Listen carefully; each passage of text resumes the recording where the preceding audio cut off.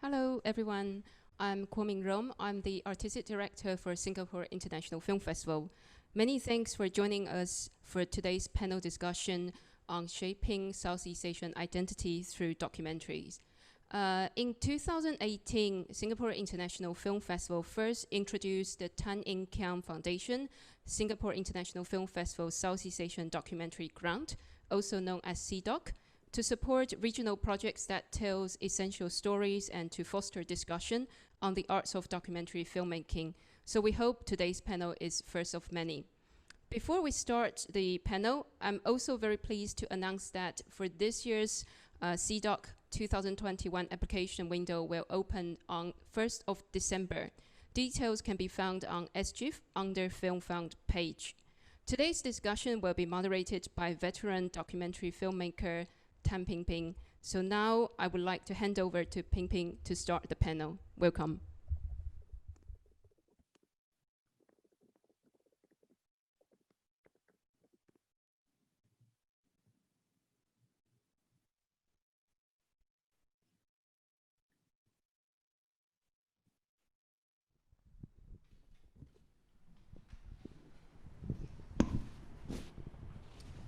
Hello, everyone.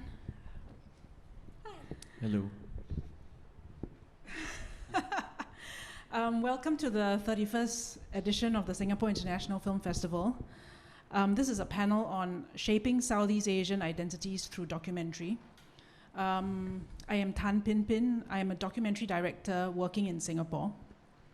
And it gives me great pleasure to be moderating this panel. We will be covering all things documentary, as you hear from these fresh voices in Southeast Asian cinema today.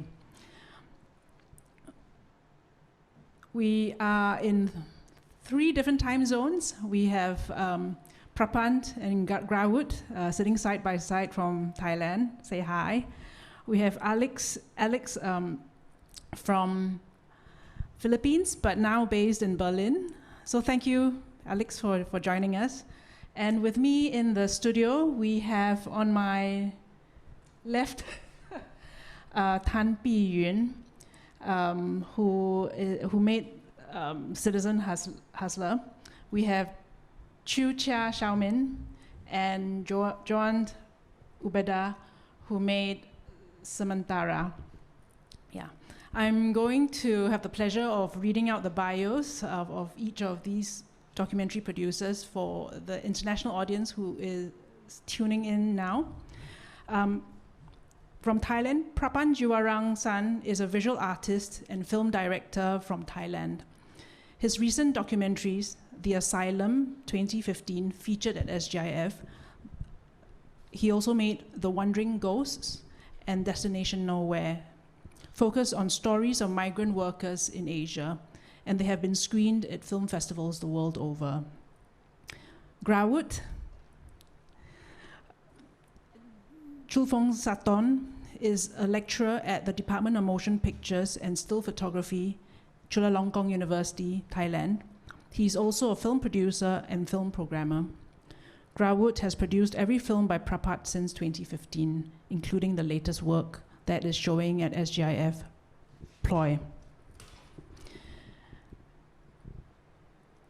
Alyx Arumpac is a Filipina documentary director. She received her master's in documentary filmmaking from Doc Nomad's Erasmus Mundus master course, and she has a bachelor in film from the University of Philippines.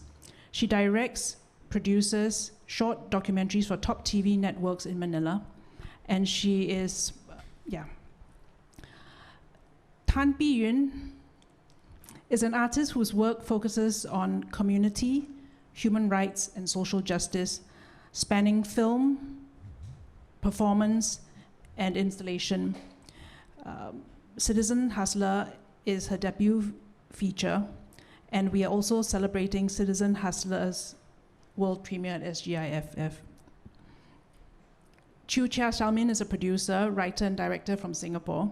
Her film May and June screened at SGIFF, was it last year? 2018. 2018. And she wrote Wantan Mi, which screened at Berlinale and at San Sebastian.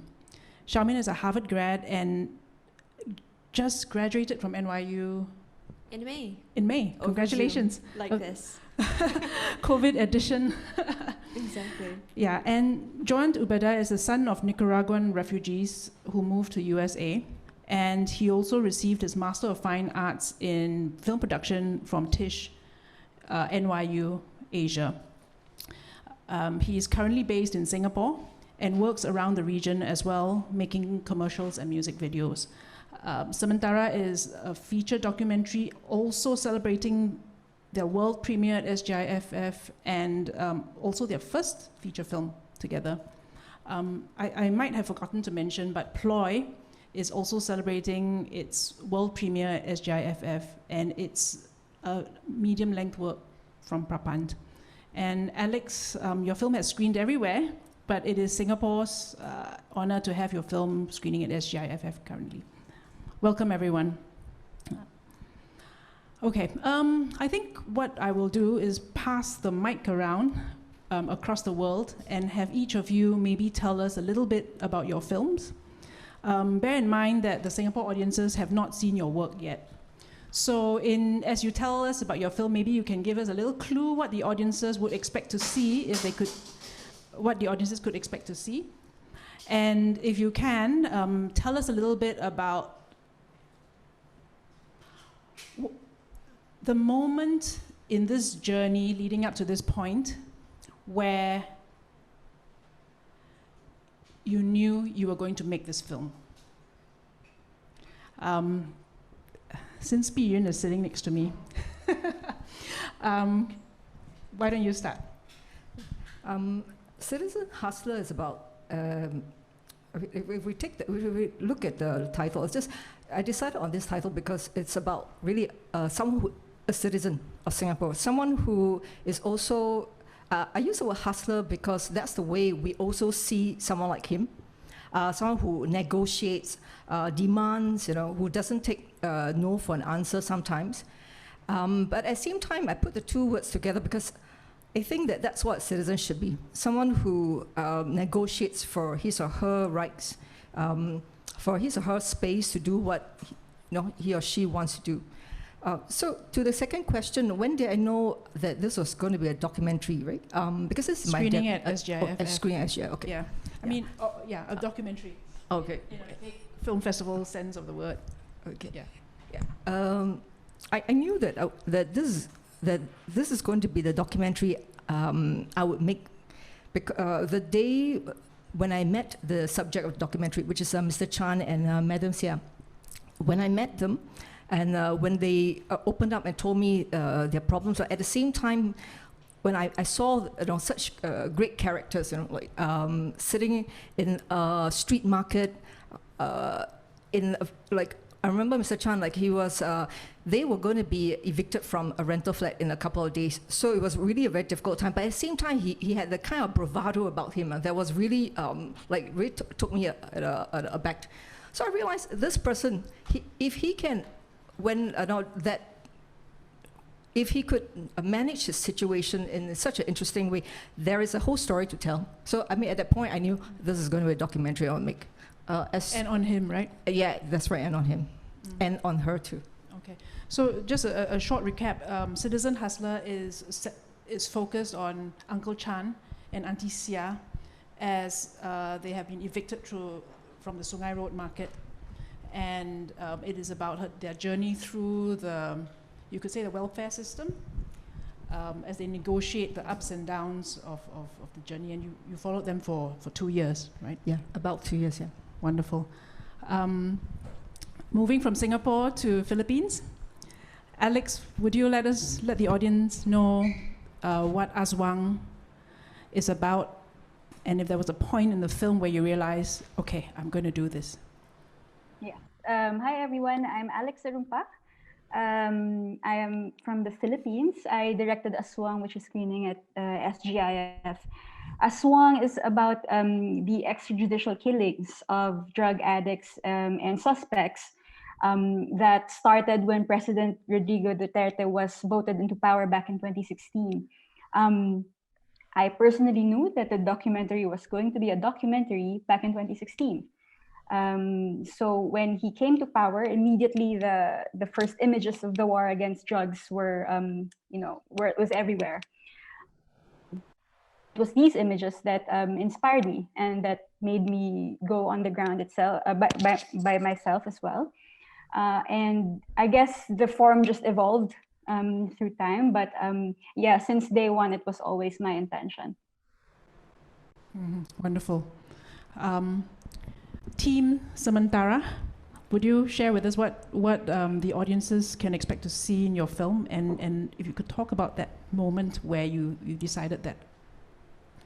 So Samantara is a portrait of a city, the city being Singapore, and it's a portrait in a very particular time in 2015, which was both the year that our founding father, Lee Kuan Yew, passed away, and also when our nation celebrated our 50th year of independence. And so Joant and I had been discussing making this film for a class that in his final year at Tisch at the time. And at that time it was a short documentary and it was a smaller exercise. So I guess there were two points in time where we knew like this was actually going to happen.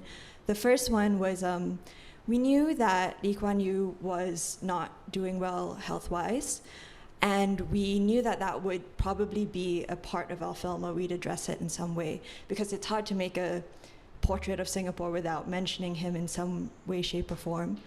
But I'd been working full-time, and then my last day of work was a Friday, and then on Monday, Lee Kuan Yew passed away. And my week or two of taking it easy and decompressing flew out the window.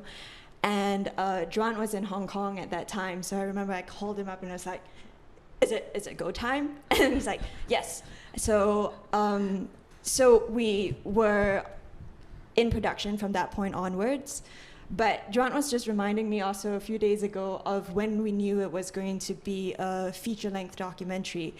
And in 2015, we were rushing actually to try and submit our film at that point in time for SGIFF, like the 2015. This particular film? Yeah. Okay. So it would have perfectly fit in with the 2050 timeline. There was a hope there, and it was like 4 a.m. and like the deadline was like the next day. And the idea was that we're going to pull this all night and we're going to like get it done. We're going to submit a rough cut. And then at some point in time, I think in the kitchen, in my father's kitchen, we were like, yeah, it's not going to happen. It's going to be a feature-length documentary. There's too much stuff here, and we're going to wait until it's ready to submit it. Yeah. And 5 years later, here we are. Mm-hmm. Wonderful. Prapat, Graiwoot, hi. Hi, I'm Prapat Jiwarangsan, film director from Thailand.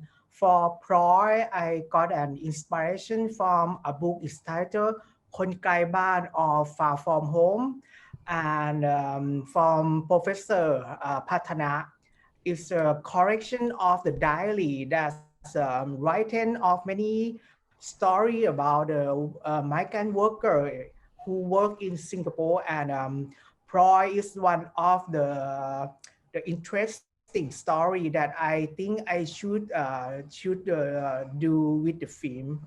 Yeah, and Ploy, as Prapat said, Ploy is inspired by a diary written by a Thai migrant worker, and we use the film to weave several stories together. Yeah, part of the film is about the life of Ploy, who is a Thai migrant sex worker who works in a jungle brothel in Singapore, and the other part of the film is also about the other migrant workers. Yeah, and the film is also about the exploration of Singaporean forests and public parks, as well as the film is also about the process of an artist who wants to make a film about ploy. Yeah. When you read the diary entry of this amazing book, which I wish was in translation, it's Far From Home, and it's 20 diary entries by Thai workers working in Singapore. Was that the moment you realized that you were going to make something of it? Yeah, at that moment, I think ploy is quite interesting for me because it's quite different. Because of the story of ploy is quite different from others, because the other is just like who working just like a labor or working just like a maid in the house, something like that. But ploy, she worked just like a sex worker and working in the jungle or in the forest in Singapore. That I didn't think before that in Singapore they have a sex worker that work in the jungle, something like that. So that is important for me to try to research about this. Yes. And also the way that she wrote, she wrote beautifully and passionately. Yeah, I think that's why we want to use her story as a starting point, for our film. Thank you. Hi everyone, if you're just joining us, this is the documentary panel, the first panel in the 31st Singapore International Film Festival. With us today is Graiwoot and Prapat, the director and producer of Ploy, a documentary that is world premiering at SGIFF. Alyx Arumpac from Philippines, whose film Aswang is also having a Singapore premiere. And we also have Biyun from Singapore, sitting next to me. And Citizen Hustler is going to be showing next week. And on my far left is Joant and Chia Shao from who made Samantara. This panel is a two-way conversation. If you are interested to ask questions to these panelists, please click on the Q&A button in your Zoom page. And we have a team working behind the scenes here preparing the questions so that they can be passed to all of us in the panel. Okay.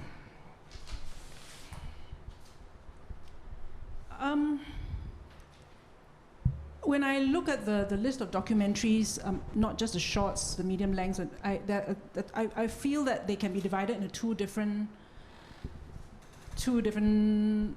groups.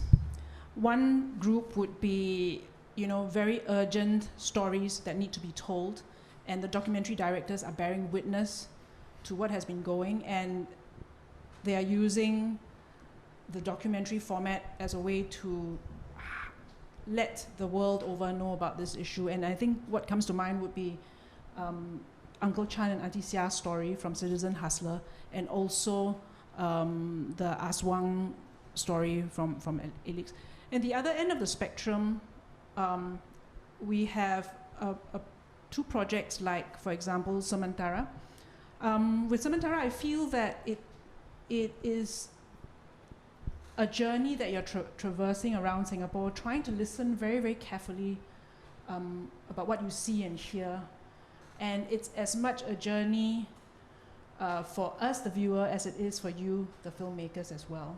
So there's less of that urgent, polemical, lives at stake, you need to act now. And similarly with Ploy, as you make with Prapat, as you film the journey that Ploy makes from Buriram province through Bangkok, through Malaysia, JB, Johor Bahru, and into Singapore, we also feel that you are trying to empathize with the journey that Ploy makes as well.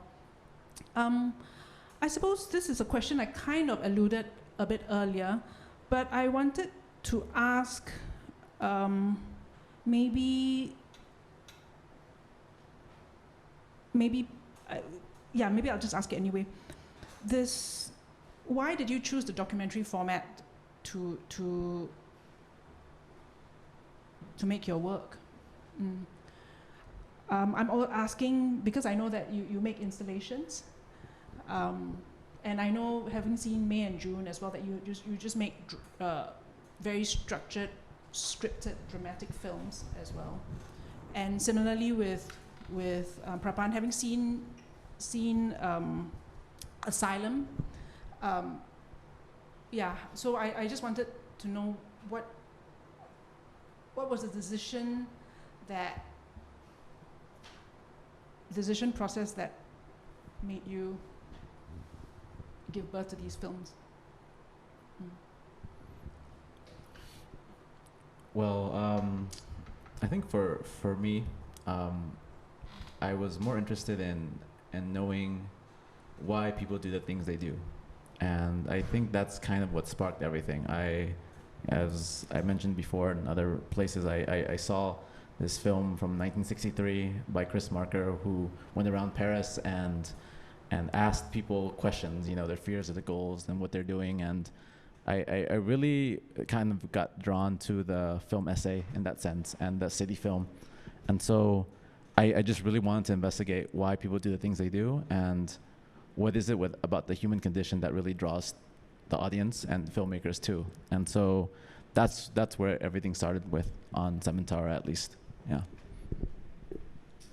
Yeah, and when Joant was telling me about this idea he had, I think for me it was a really personal decision. I just moved back to Singapore after being away for 7 years, and so it was an urgent question for me, trying to find my place in Singapore now as an adult. What is this place I call home? And so I think that's why I thought like the documentary format would be best suited. I'm glad you did it, because there was just something so precious about hearing them tell their stories. So I applaud you for being able to draw these interviews out. But let's move over to Alyx. Yeah.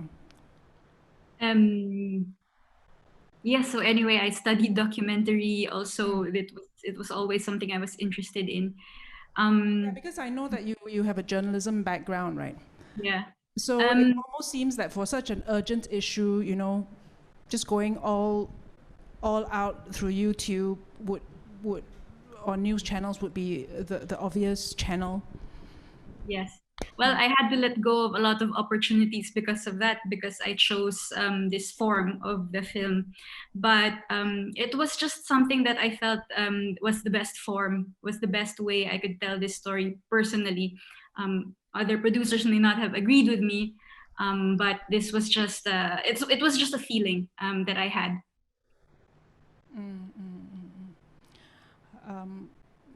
Do Prapat, Graiwoot, or Biyun want to add to this conversation?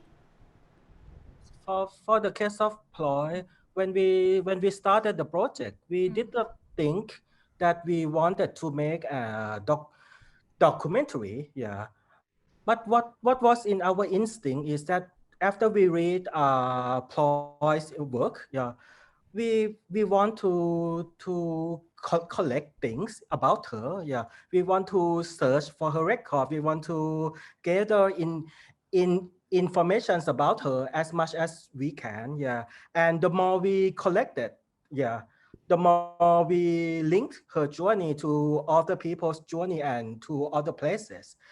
And as Prapat is a visual artist, the next step for him is that he tried to search for ways to express his feeling about this, yeah, about her journey. Yeah, so yeah, that's why at the end, yeah, at the end we come with this kind of form, which is yeah, half documentary, half experimental. Yeah. Yeah, I think what is very clear is the diverse forms in the selection this year. We have something that's extremely tactile, like your film, Prapat and Graiwoot, and also something that's very dramatic, almost feels as if it's been shot like a narrative film, like in your film, Alyx. And something that I feel very grassrootsy, where you're actually going step by step with Uncle Chan and Auntie Xia through their lives, and then something a lot more lighter and a lot more exploratory, as in your film.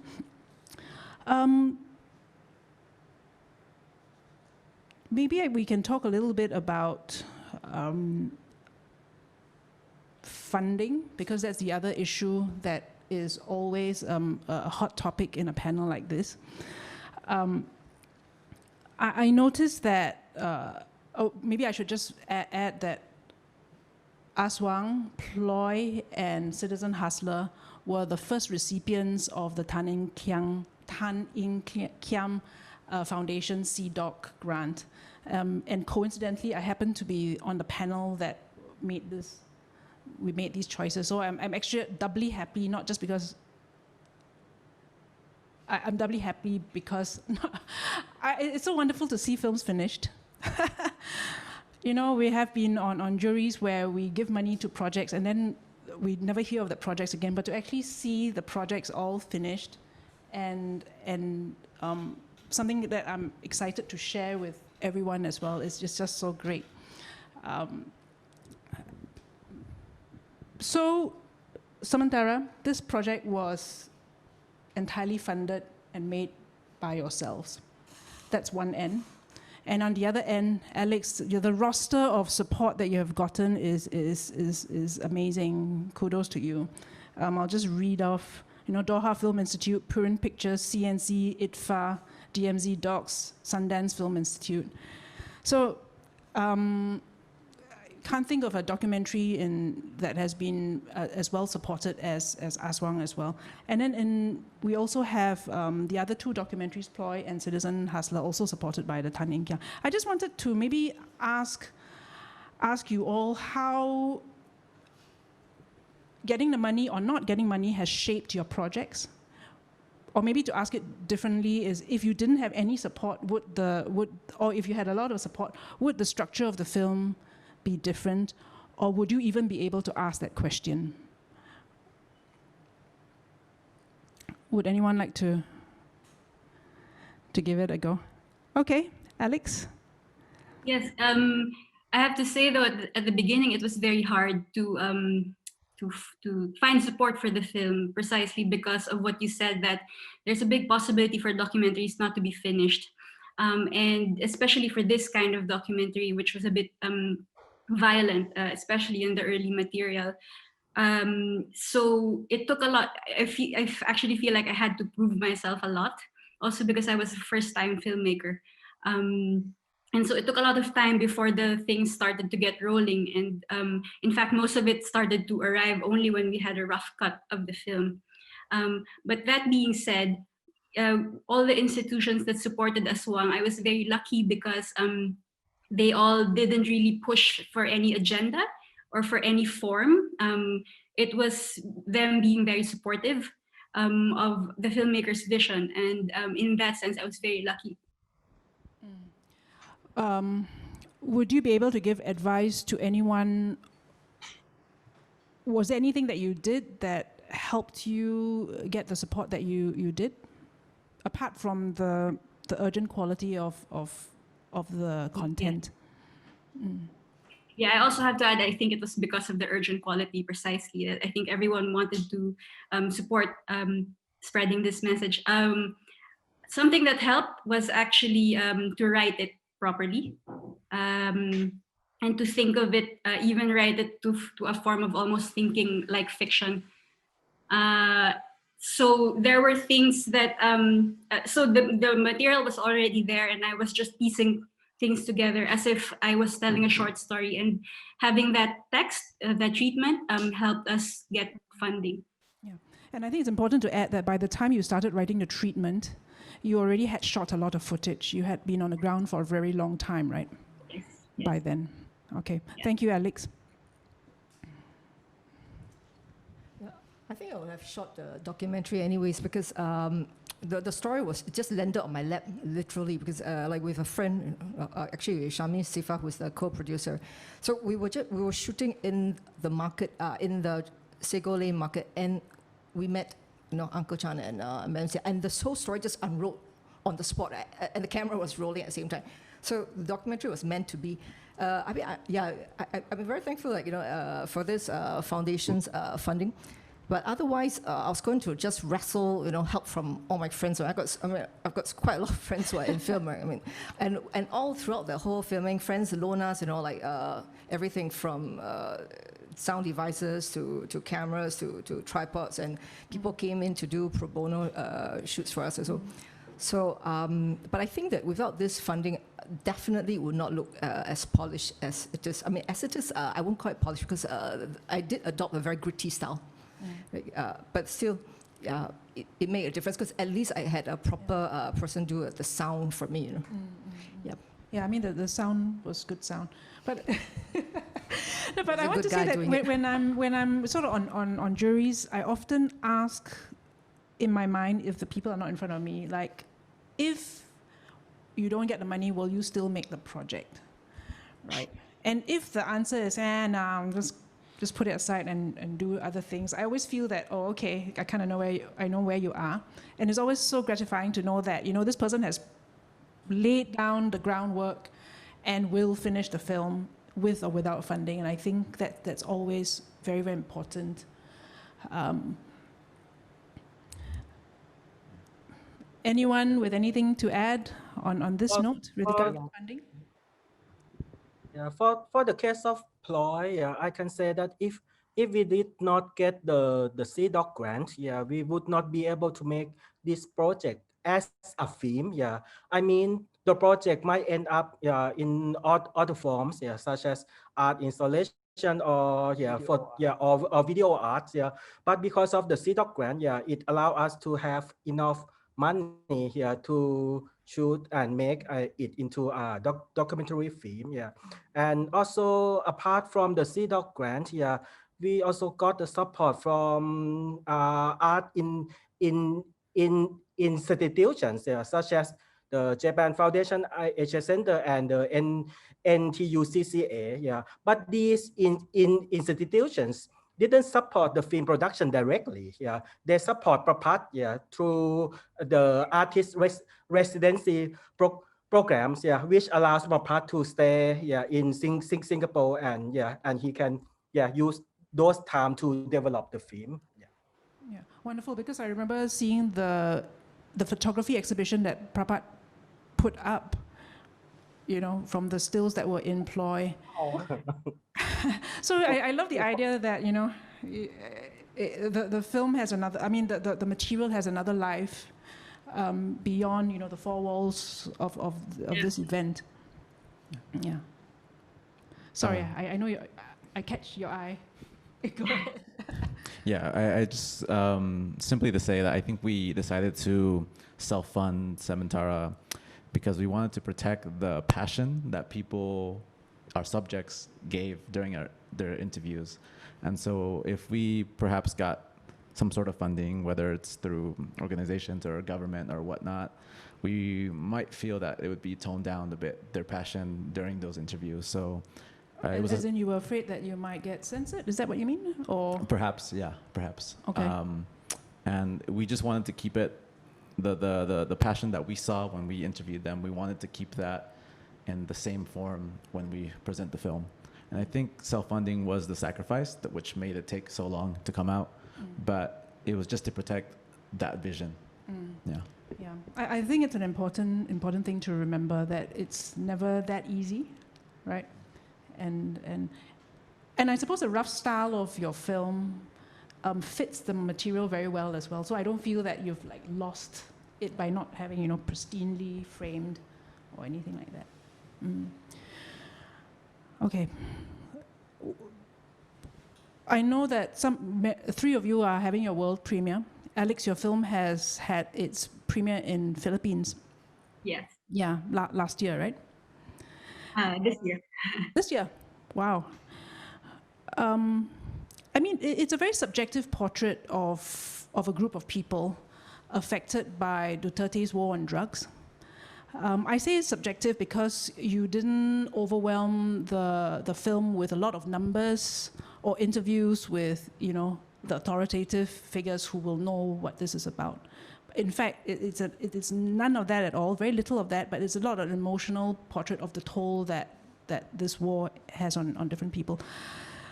I'm just wondering whether you had any problems when you screened this film in Philippines? Or was So it far, theatrically released, or was it part of a festival?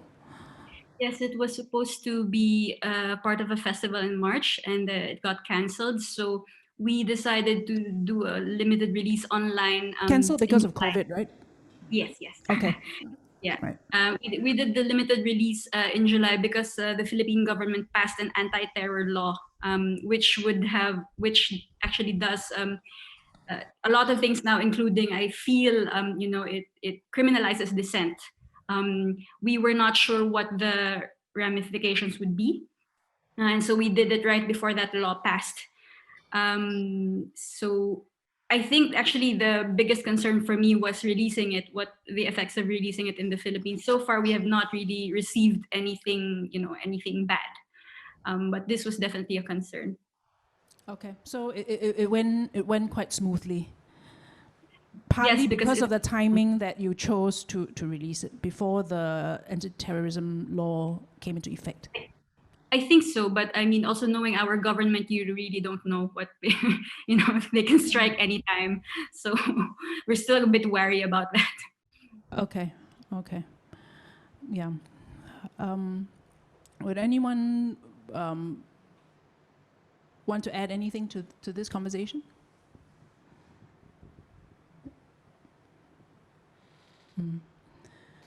Okay.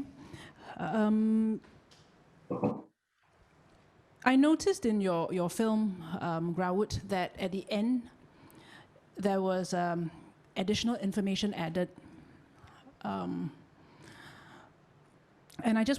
information was actually quite formally framed. It talked about, a bit of a background. Ploy was a sex worker who worked in a jungle brothel, and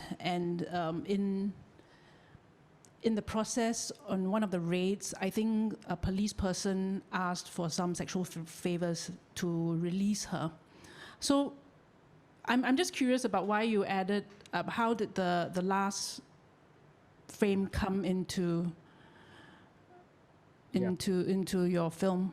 Yeah, for the screening of Ploy in Singapore, the classification board had some issues, with our film, and it took a few weeks, to solve this issue, and through those weeks, the board and us, exchanged the ideas, and in the end, I decided to add some, add those sentences, at the end credit of the film. This is because we really want the Singaporean audience to see our film. Ploy is a film which took place in Singapore, and it was told through the eye of the non-Singaporean. Both Ploy and us. We are not the Singaporean, but we really want the Singaporean audience to see the film and to hear Ploy's story. That's why I decided to, okay, that's fine. If the film didn't been, if the film is not cut, it just adds some sentence at the end of at the end credit. I am fine with that. So just to be clear, the film wasn't it wasn't cut. It was just a slate that was added to show what happened to the policeman and what happened to Ploy. Yes. Okay, so I'm glad we have had the chance to see the film. But I'm just curious. You're in Thailand. Is censorship like this as well? To some degrees, but in Thailand,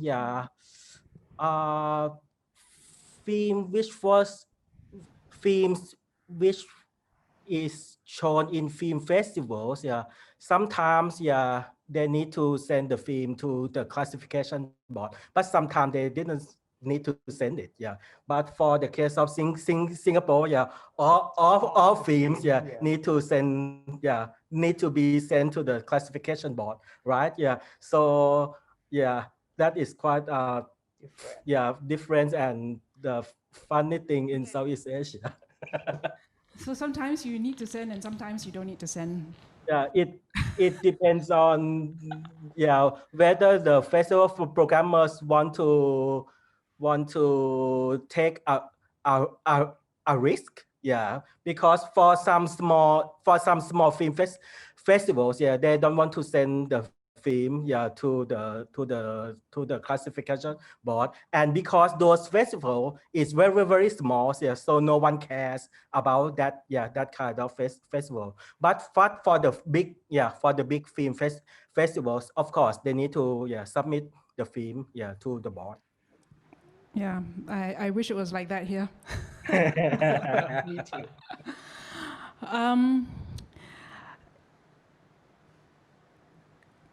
If you all had a choice of whom you could personally bring and sit and make watch the film,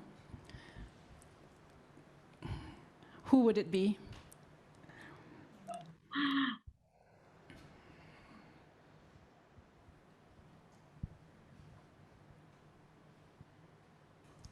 Actually, in my film, I showed footages of Minister Desmond Lee speaking in Parliament, right? And it was a way to transit over to another shot, which was myself, actually Facebooking him actually. So I actually thought it would be great if I could sit down with him and watch the whole film. Wonderful. Because he was the minister for MSF previously, and he's still in charge of social welfare, if I'm not wrong, this time around. I think we could possibly talk about some of these gaps that we see in the social welfare system in Singapore, right? Especially at this time. I think for me, this documentary is urgent because we're talking about we're talking about aging society, right? But also because we have a group of aged poor. I think we don't really see them, or maybe we see them, but we don't recognize them.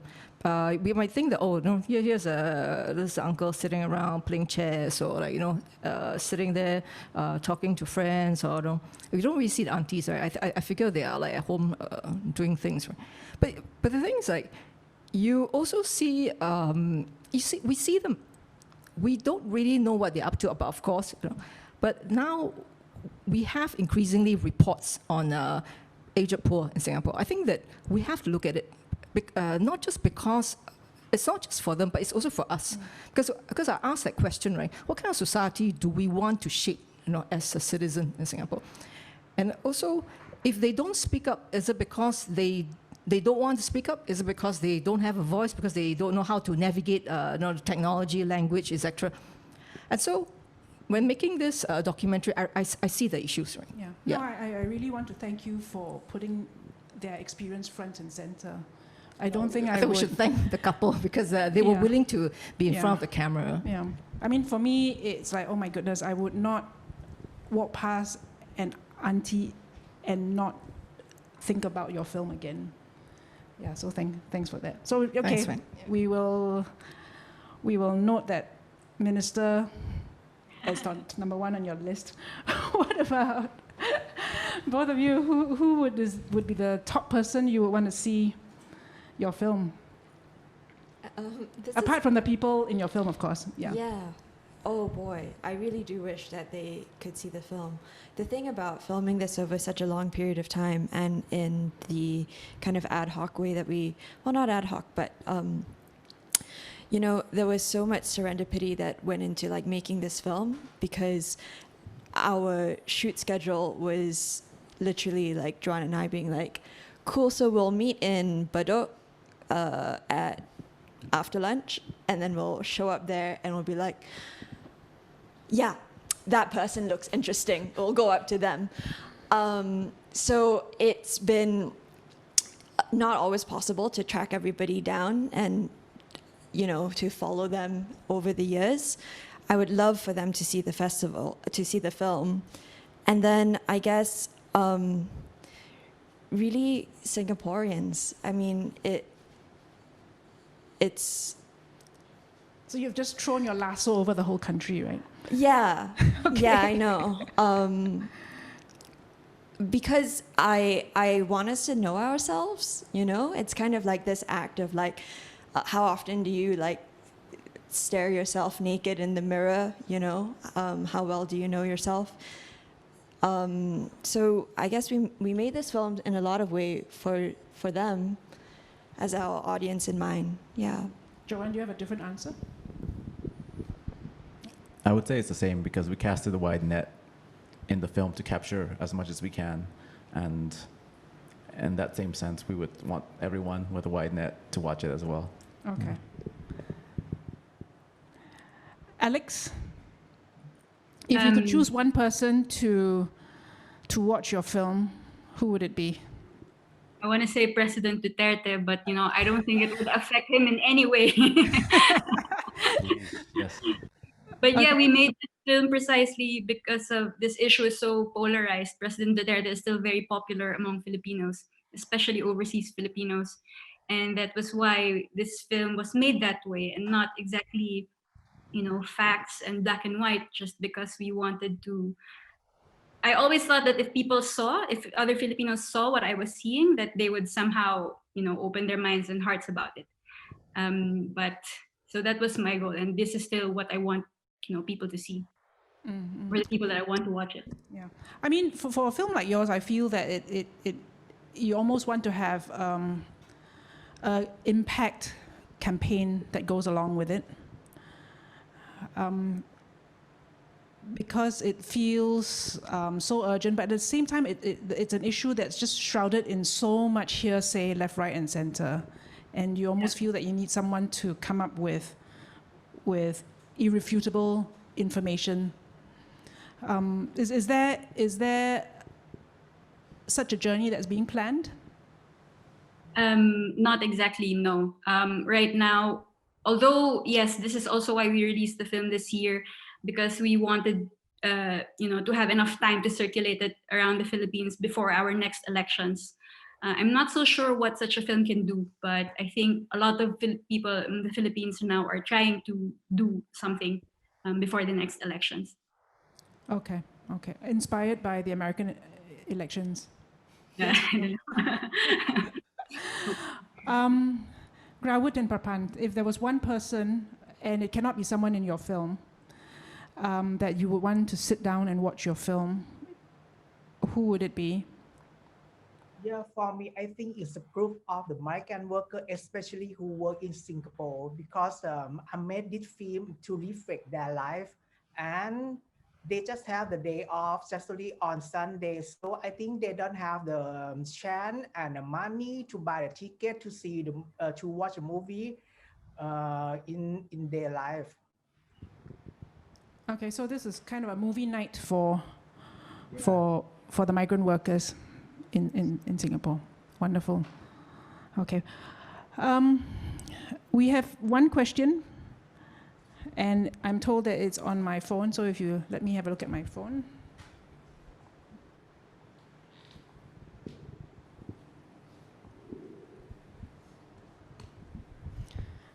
It's a good question. I was wondering how you structure a documentary. Does the documentary structure reveal itself after you've shot the footage? Or is it something that you decide before you actually start shooting? I think this is a question that everyone can answer. Would you all like to give it a go? I think like for me, I was following, I decided to adopt an ethnographic way of shooting this documentary. So it was something that I decided because actually before I shot this documentary, I was involved in this Save Sungai Road campaign. So in that campaign to ask the government to relocate the market, I realized that this group of Sungai Road hawkers, they were not really asked for their opinions, right? In any ways, about where they want to go, what will happen to them if the market closes, what other options do they have.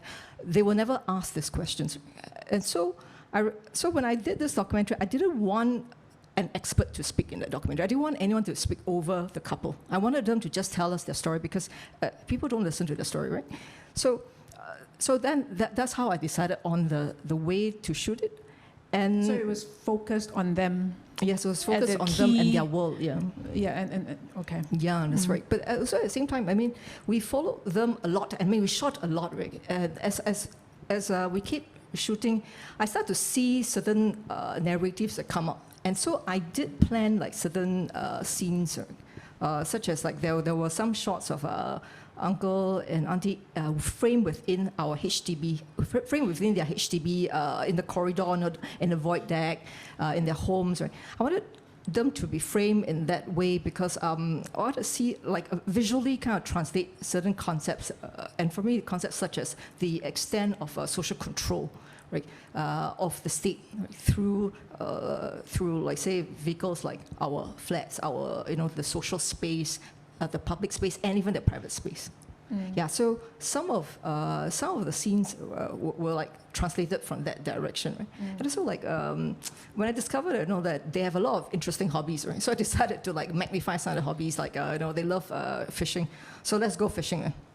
So some of this were like not just following them, but I like love the fishing encouraging scene. them, encouraging them to do what they want to do, right? And we just kind of tag along. Okay, so in Citizen Hustler, some scenes you already had in mind how to shoot, but a lot of the other scenes were led by the protagonists themselves. That's right. And as you were editing, you just used a temporal, the way the time had flowed to structure the how you structure the scenes, right? More or less.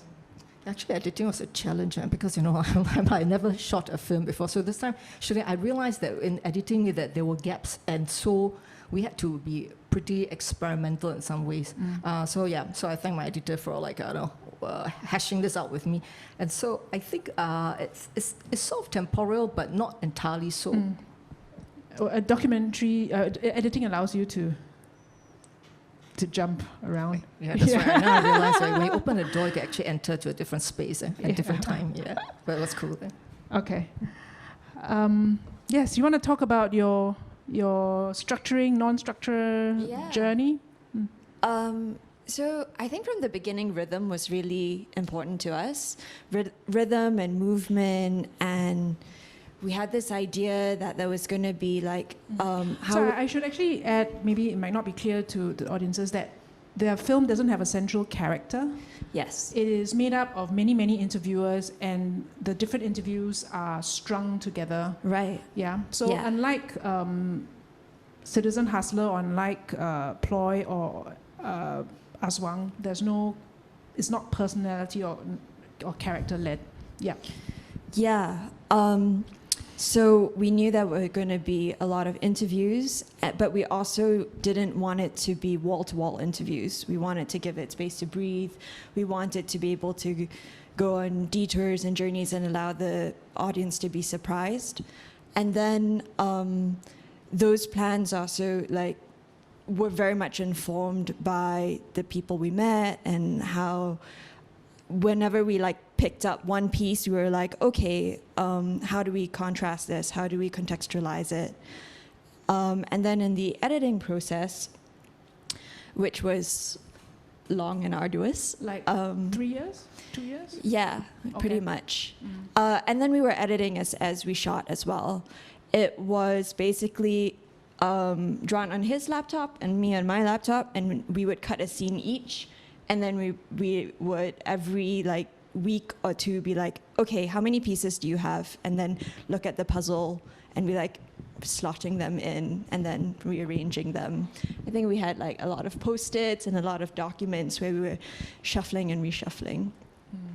Yeah, it was very organic that way. Okay, thank you. I was just going to say, when you make a city film, you follow the city. And so our structure was really led by current events at the time, 2015, but also some universal themes of religion and love and all that. So it was coinciding at the same time. So our structure really was just what we ran into, and also the city itself. Yeah. So it sounds as if it's constructed in the edit rather than before. Alyx? Yes, I had filmed a lot before even thinking about the structure. Um, like I said, I wrote something, and I think it helped the editors as well think about a structure already because there was so much material and so many protagonists. But yes, it was definitely built in the editing. I think for documentaries, the secret sauce is actually in the edit, isn't it? Yeah. It's where everything is made. I think documentary editors are really the secret behind any successful documentary project. Yeah. Yeah. They go through so much mess. Yeah, saving scenes left, right, and center. Prapat, your project was so interesting because the different strands are so different from each other. You know, you have your art making part of it, where you are painstakingly coloring over negatives, and then of course the road movie aspect of it, and then of course interviews with different people that you met, and of course the jungle footage that feels as if it's the shadow that covers. When you were thinking about the editing, what were the thoughts that were going in your mind? How to structure this? Actually, I don't have an idea what is documentary structure should look like. I did not pay the attention, and I don't care about it. But I try to experiment with the film and documentary film combined together, and in my own way, and try to explore how film connect with the audience, and the film connect with me. That is my important. Yeah. It's like when we finishing collecting all of the materials, there are like 5 or 6 type of images. Yeah, and then we try to play with it. Yeah, and Prapat cut the first draft. Yeah, and then we asked our friend, who is also an artist, to recut it. Yeah, for the second draft. Yeah, and which is the draft, which is the final draft of the film. Yeah. Thank you. I have another 3 questions, and they're all really good questions. I'll just read it out. I was wondering, at the inception of your project, how do you overcome the fear of approaching a world that you are yet to be familiar with? Yeah. I want to ask myself, Alyx, this question because I think it takes a lot of, you have to have a very strong heart to see the images that you saw on almost a daily basis.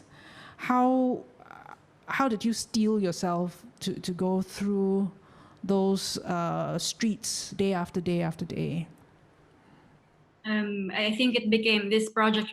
I would say it became quite an obsession for me. That I really felt like I had to go. I don't know what brought me out every night, but somehow I went out every night. I can't. I don't.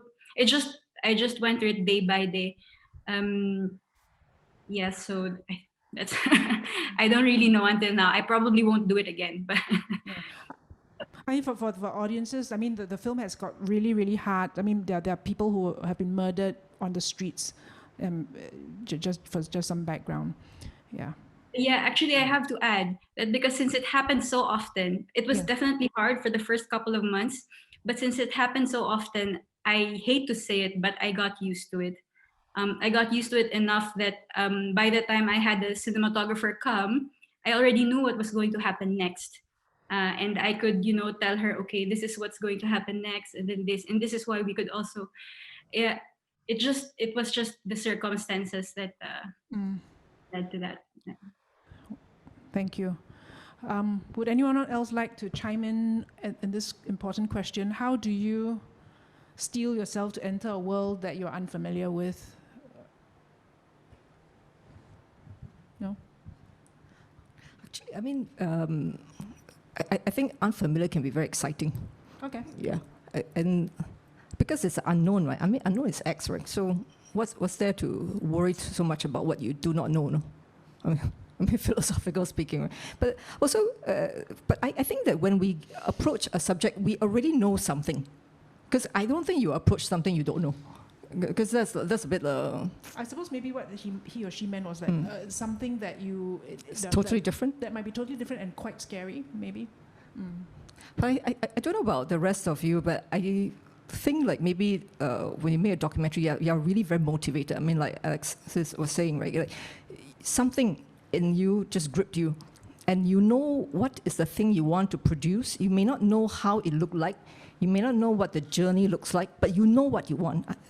And I mean, in this film, I knew what I wanted. I wanted to, because when I wanted a couple to get another 3 more, I wanted a couple to get like welfare for life, okay? Like on a very personal level, right? But on a bigger level, it'd be like, I want people who have the same problems as them to have a space to have their problems brought out under the sun, right? And have and hopefully start a discourse on what can we do for a group of people who are thought of as economically unproductive in a country where we value people for our economic capacity, right? So I think like once you focus on that motivation, everything else melts away. Seriously. Yeah, wonderful advice. Yeah. This is a question for Graiwoot and Prapat. Were there any difficulties in making a film about a woman whose work could be seen as very intimately female?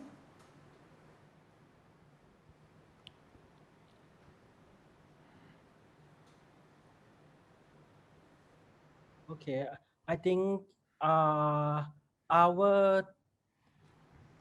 approach is that even we know that we are telling a very female stories, but as we are not a woman, so in the film we try to be careful of not exploiting her stories or her images, and in fact, if anyone see the story, we didn't show her images at all, because we think that that is our way to negotiate with this question. I think we have a last question for Alyx. Why was it important to conjure the Aswang mythology to frame the violence? I think you probably get asked this question a lot. Yes. Was the Aswang metaphor something that you thought of in the edit, or was it always hovering around your head as you were filming these scenes? It was there on day one. I had to write up a proposal for a pitch, for a pitching workshop, and then I wrote it. Because of that, it was just hanging over me for the entire time. I think it informed how I filmed, how I made the shots. And it was just a reminder of how I should approach the film. I need to interrupt you. Maybe we can actually just talk roughly what the Aswang mythology is. Yeah, so it's sort of like a monster that we have in Philippine mythology, and every children knows about this. You know, the typical story that forces children to bed. I think every country has such a version of this, and Aswang is the Philippine version. It's many kinds of monsters. I always had it over me, this idea, but I was warned several times that, you know, if you don't have it formally in the film, like visually or whatever, then how can you support this idea of the Aswang? And until the very end, I wasn't sure if we could do it. Just the editors advised how, and it was actually just in the voiceover that it comes out. Right. Okay, thank you. Okay, maybe a last question or a last comment from everyone. Before we wrap up this evening, I just want to ask each of you to let the audiences know if they want to see your films. Apart from going to SGIF to buy tickets or watching it on VOD, beyond that framework, how else can they watch your films? Because I think there's probably a lot of interest after this panel. Well, we're planning to hopefully make a second run here in Singapore. I'll let the powers that be decide that for us. But yeah, we want to show it to people here, and so hopefully we can do some releases in smaller cinemas or bigger ones. But if you can't see it now or online, please just watch our pages, and hopefully we can bring it to you soon. Yeah. So basically, sign up for your Facebook page like your smash that Facebook page yeah. and for more Instagram. release information. Yeah. Hopefully we can bring it soon. Okay. Biyun, Citizen Hustler, it needs to be seen. What plans do you have for it? Yeah. Apart from showing it to Desmond Lee. Actually, maybe Desmond Lee could sponsor a few more screens. I don't know. I was thinking about it. Maybe rent a video on Vimeo or something like or I'm trying maybe other cinema releases. I'm not sure really, but I think maybe definitely put it online for rental. I think. Okay. Yeah, okay. Thanks. Are you planning to show Ploy in Thailand or at other festivals? Yes. We are submitting our film to all the festival as well. But for the case of Singapore, we don't have any plans yet. Yeah, so please come to watch our film on 2nd December. Yeah, at on the 6:30 yeah PM, yes. 2nd of December. Yeah, and interestingly, Ploy is matched. It has a double bill with an Indonesian film, You and I, which is also well worth watching, about two former political detainees growing old together and helping each other out as they walk into their twilight years. 2nd of December. Alyx, what is your what journey? How is Aswang continuing its journey? I'm not sure. I'm actually not sure what's the next step after the festivals. So I hope everyone watches it, I think tomorrow on Singapore. Okay, it actually showed this afternoon in Singapore already. Oh, already? Okay, yeah. okay. But it's actually on VOD for 48 hours after the premiere. So people who are watching in from Zoom who are interested in Aswang can actually go to the SGIF website to watch Aswang on VOD. Yeah, I think the links are all in the chat section of the Zoom. Okay, I think we've come to the end of this panel. Thank you very much, everyone, for tuning into Zoom. And I'd like to thank Joant, Shao, Biyun, Alyx, Prapat, and Graiwoot for joining us. This is the first in a series of 4 other talks in the coming days. Tomorrow we are having another panel very much like this, a producers network, mainly featuring a conversation about film funding for feature fiction films. And then on Monday we have director Ann Hui and the acclaimed Hong Kong director in conversation with another director, Man Lim Chung, who directed a documentary about Ann Hui. So it's a very, very meta conversation that should be quite interesting. And then we will also be having a chat with an independent producer from Japan on this same stage on Monday. So please tune in. Thank you very much and good evening. Bye. Thanks, Bin Bin. Thank you. Yeah.